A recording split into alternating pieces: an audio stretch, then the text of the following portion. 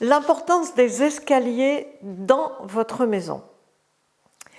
Alors, on n'imagine pas à quel point l'escalier a son importance dans la maison. C'est pas tant qu'il doit amener une grosse énergie, mais c'est que surtout, on a beaucoup de maisons à l'heure actuelle qui font que nos escaliers perdent de l'énergie par rapport à la globalité de la maison. Et ça, c'est important. Il faut conserver toute l'énergie dans la maison. Je vais vous expliquer. Bonjour, je suis Françoise Chevalier, consultante en Feng Shui tibétain et en géobiologie, et surtout formatrice en Feng Shui tibétain et en géobiologie. Alors, pour reprendre un petit peu l'histoire des escaliers, dans les maisons anciennes, les maisons qui avaient des escaliers, donc ce sont des maisons qui avaient un étage, étaient souvent des maisons un petit peu bourgeoises, puisque les gens simples vivaient au rez-de-chaussée dans une pièce ou dans deux pièces et n'avaient pas d'étage. Et dès qu'on avait une maison à étage, c'est qu'on avait une maison un petit peu bourgeoise. Donc la configuration qu'on avait de l'escalier dans la maison, eh bien en fait l'escalier était posé dans l'entrée, on entrait dans la maison et l'escalier était posé sur le côté de la maison. Et ce qu'on rencontre aujourd'hui souvent, c'est qu'on a des escaliers qui sont en face de la porte d'entrée. Donc évidemment, on a l'énergie qui rentre, le chi, qui rentre dans l'entrée, et qui s'engouffre dans l'escalier et qui part à l'étage. Donc inutile de vous dire que vos pièces en bas ne reçoivent pas l'énergie, le souffle qui rentre de la maison, elles n'en profitent pas. Donc il faut trouver une solution à ça. La solution que je vous propose, c'est de poser un cristal entre votre porte d'entrée et l'escalier. Dans les anciennes maisons bourgeoises, vous le savez certainement, il y avait toujours un lustre en cristal posé dans l'entrée. Ce n'est pas sans raison. S'il y avait un lustre en cristal, c'était, vous voyez, ce qu'on appelle une boule à facettes. Elle a plein de facettes, une 80 je crois et quelques facettes, tout simplement parce qu'elle prend l'énergie qui rentre et elle la dispatche tout autour et elle la fait rayonner tout autour, et ce qui fait que l'énergie peut aller, venir, monter, descendre, circuler, mais ne pas aller dans une seule direction. Ça, c'est vraiment, vraiment important si vous avez l'escalier en face de l'entrée. Ensuite, nos escaliers anciennement étaient faits en bois. Traditionnellement, dans les châteaux, ils étaient faits en pierre, mais très souvent, ils étaient faits en bois solide, avec des marches et des contre-marches. Donc aujourd'hui, on rencontre beaucoup d'escaliers qui n'ont plus de contre-marches pour des questions d'esthétique, de design, voilà, parce qu'on a préféré des choses plus légères, on va dire plus aériennes, on dirait en fait. Mais le plus aérien fait qu'en fait, l'énergie, elle part par les contre-marches. Et il y a des vides et l'énergie s'en va. Attendez, je pose ma boule. Donc, je vais vous proposer une solution pour remédier à ça, pour ne pas rester avec ces fuites d'énergie qui ne montent pas à l'escalier, qui ont besoin de monter et qui ne montent pas parce qu'elles s'en vont par les contre-marches. Eh bien, tout simplement, en Feng Shui tibétain, on travaille beaucoup avec notre pensée. Avec votre pensée, vous allez marche après marche, vous le faites tranquillement, marche après marche, vous visualisez votre escalier, vous visualisez le vide entre chaque marche et vous allez le combler. Moi, je le fais souvent avec ma main et j'ai souvent une lumière dorée qui vient et en fait, je les ferme. Voilà, vous allez le fermer, chaque contre-marche, vous la fermez bien.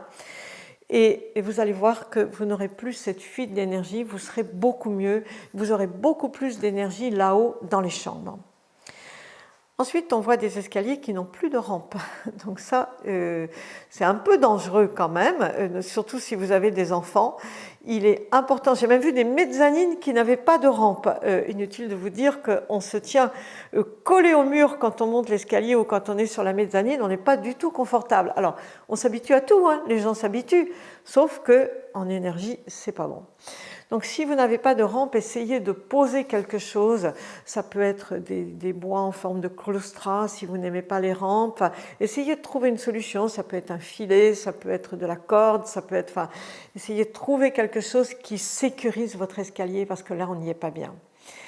Et en plus, dans les maisons anciennes, vous aviez toujours une boule au pied de l'escalier en cristal, une grosse boule en cristal qui était posée au pied de l'escalier, et ce n'était pas sans raison. Parce qu'un escalier qui descend sur un étage ou 2 ou 3 étages, comme il y avait quelquefois, c'est une énergie tombante qui descend, qui est rapide. Et on voit beaucoup d'escaliers actuellement qui ont une rampe, mais c'est une rampe comme ça, et il n'y a rien pour arrêter l'énergie. Eh bien, l'énergie, elle tombe, elle descend. Et ce sont des escaliers dans lesquels on peut tomber facilement, se blesser et se faire mal. Je vois beaucoup de gens qui tombent dans l'escalier, qui se font mal au dos, qui se posent vraiment des gros problèmes, des chutes importantes. Et s'il y avait eu une boule, il n'aurait pas eu ces chutes, j'en suis à peu près assurée. Et je raconte toujours la petite histoire que quand on était enfant, on avait quelqu'un dans la famille qui avait un escalier comme ça avec une grosse boule, et on dévalait à Califourchon, on dévalait les escaliers sur 3 étages, et nos parents ne s'inquiétaient pas, ils n'avaient pas peur, personne n'avait peur, on ne risquait rien. C'est assez curieux quand même. Alors que je le verrais faire maintenant, j'aurais presque un peu peur. Eh bien non, en fait, ça marchait super bien. Donc, mettez une boule au pied de votre escalier si vous pouvez.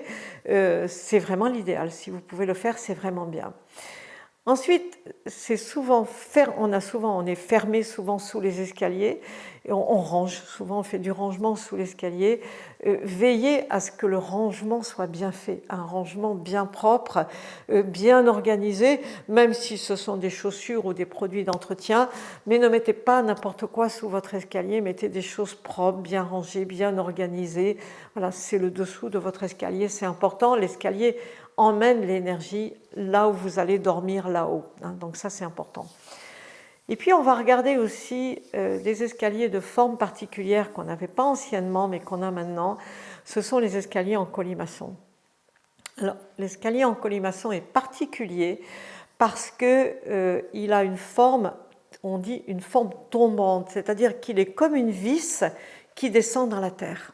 Et cette énergie n'est pas propice a priori, mais on peut la corriger et la travailler. Vous n'êtes pas obligé de changer votre escalier ni de le démonter. On pose des escaliers en colimaçon pour des questions de gain de place, et ça marche bien, mais il faut veiller à ce que l'énergie de l'escalier soit bonne. Donc, il y a 2 choses que vous pouvez faire. En 1, vous pouvez, au-dessus de votre escalier, mettre au-dessus une boule en cristal ou un carillon, comme vous voulez, l'un ou l'autre.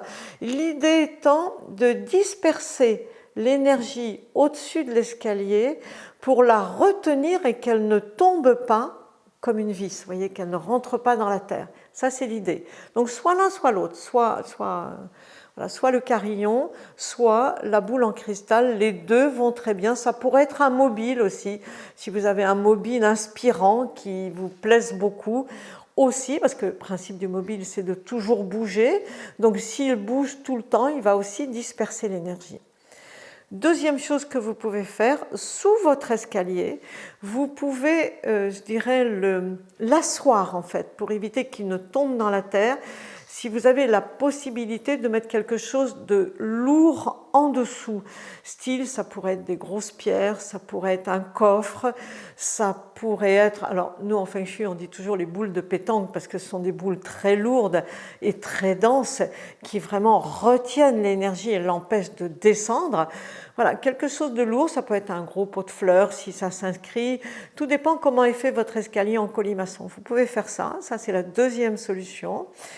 Et la troisième solution, vous pouvez avoir aussi sous votre escalier, sous chaque marche de votre escalier, vous pouvez coller des petits miroirs avec la face miroir vers le haut, en fait, de façon à relever votre escalier. En fait, ça va le faire remonter.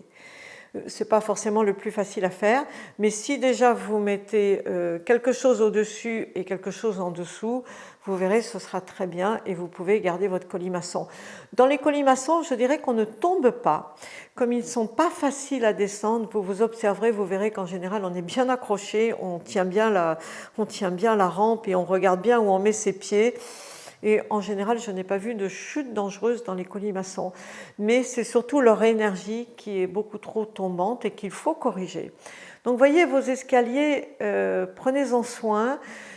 Si vous avez le choix de construire la maison, choisissez un escalier tout simple, bien droit, bien fermé, avec des marches, des contre-marches, ce sera le plus simple.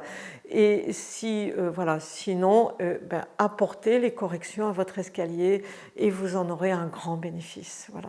Surtout, pas de perte d'énergie. Voilà.